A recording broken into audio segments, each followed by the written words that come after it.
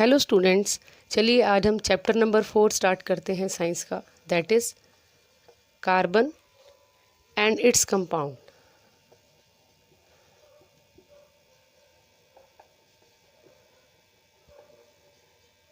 तो चैप्टर को और इजी बनाने के लिए हम क्या कर सकते हैं, चैप्टर को और इजी बनाने के लिए हम इस चैप्टर को दो पार्ट्स में डिवाइड कर लेते हैं। एक है कार्बन और दूसरा है इट्स कंपाउंड। तो पहले हम कार्बन के बारे में डिस्कस करते हैं, बाद में उसके कंपाउंड्स के बारे में डिस्कस करेंगे। तो पहले ये पता करते हैं कि कार्बन क्या है। कार्बन एक नॉन मेटल है जिसका सिंबल है कैपिटल C और इसकी एटॉमिक नंबर है 4, इसका एटॉमिक नंबर है 6।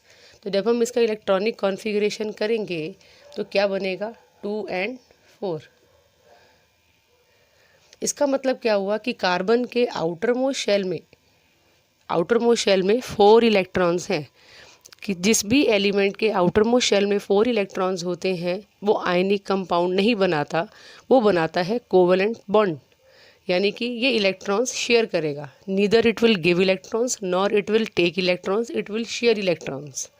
ठीक है, तो इसके बारे में और डिटेल पढ़ते हैं क्योंकि पेपर में क्वेश्चन आता है what are the characteristics of carbon. ये जो मैंने तुम्हें भी बताया कि जो आउटर मोस्ट शेल में 4 इलेक्ट्रॉन्स हैं और ये कोवेलेंट बॉन्डिंग करता है, ये इसका बहुत ही ज़्यादा सिग्निफिकेंट कैरेक्टरिस्टिक्स है, क्योंकि इसी के बेसिस पे इसके और भी बहुत सारे कैरेक्टरिस्टिक्स हम पढ़ने वाले हैं। तो सबसे पहला क्या है कि कार्बन एक नॉन मेटल है, बहुत ज़्यादा एटमॉस्फेयर में, बहुत ज़्यादा अर्थ क्रस्ट पे नहीं पाया जाता, लेकिन फिर भी ये बहुत इंपॉर्टेंट एलिमेंट है। क्यों है? क्योंकि every living organism is made up of carbon, every living organism requires carbon. ठीक है, तो ये तो बहुत इंपॉर्टेंट है। ये एक नॉन मेटल है, पहली बात। ये मैंने बता ही दिया कि इसका जो सिंबल है दैट इज़ कैपिटल C।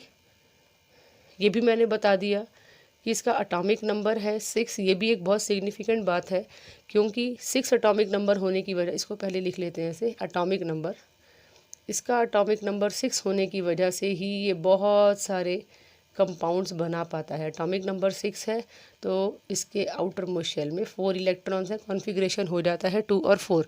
और ये जो आउटर मोस्ट शेल में 4 इलेक्ट्रॉन्स हैं, ये बहुत ही इंपॉर्टेंट बात है। ठीक है, देन जिसके आउटर मोस्ट शेल में 4 इलेक्ट्रॉन्स होते हैं, ऐसे एलिमेंट को हम क्या कहेंगे? टेट्रावेलेंट। तो समझ में आया वाई टेट्रावेलेंट? टेट्रा मीन्स 4, तो ये टेट्रावेलेंट है carbon. And next characteristics is क्या है? ये कोवेलेंट बॉन्डिंग करता है। It makes covalent bond, it does not make ionic bond.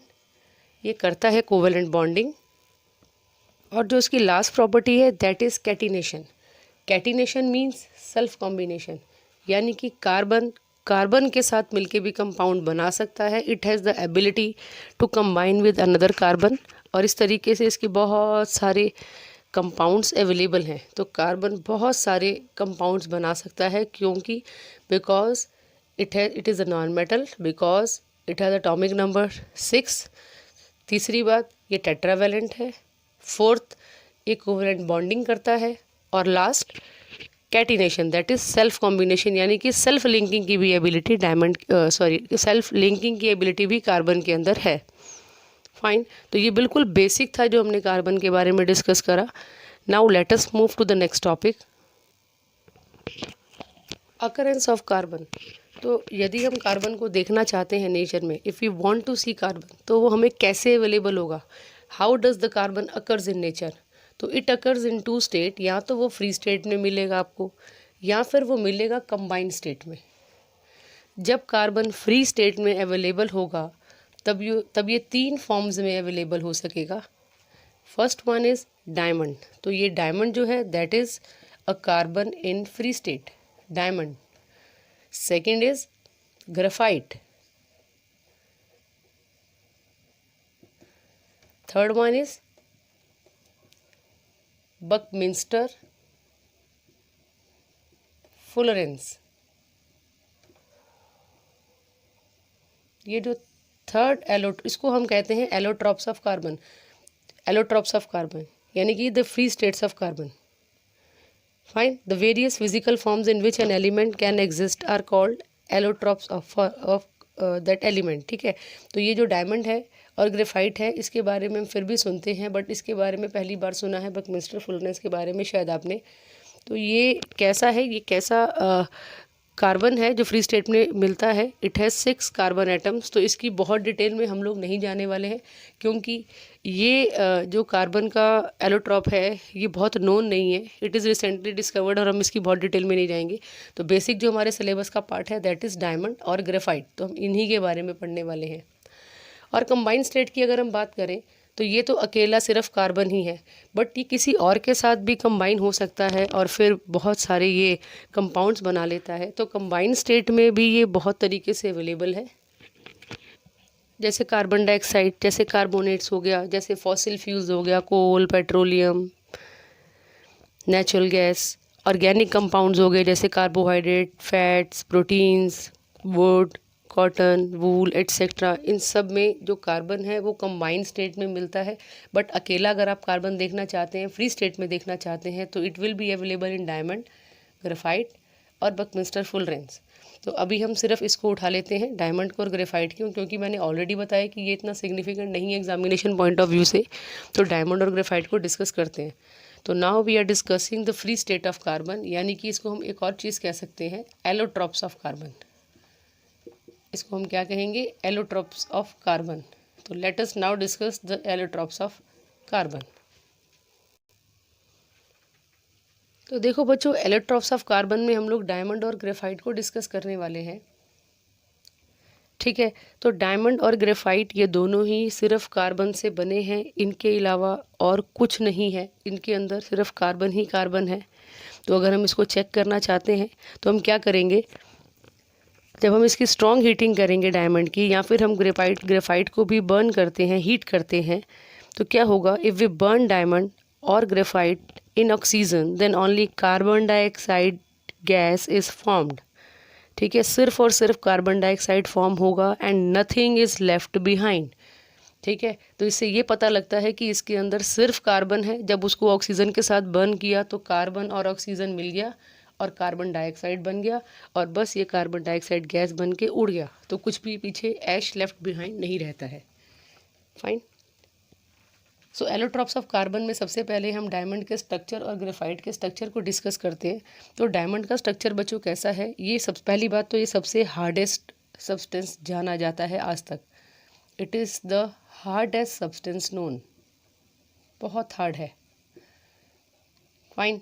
और हैरानी की बात है कि ये जो ग्रेफाइट है जिसका स्ट्रक्चर सेम है, स्ट्रक्चर इन द सेंस कि जिसका कॉम्पोजिशन सेम है, यानी कि ये भी कार्बन से बना है और ये भी सिर्फ कार्बन से बना है, ये हार्डेस्ट नोन सब्सटेंस है और it is the soft substance, it is not hard.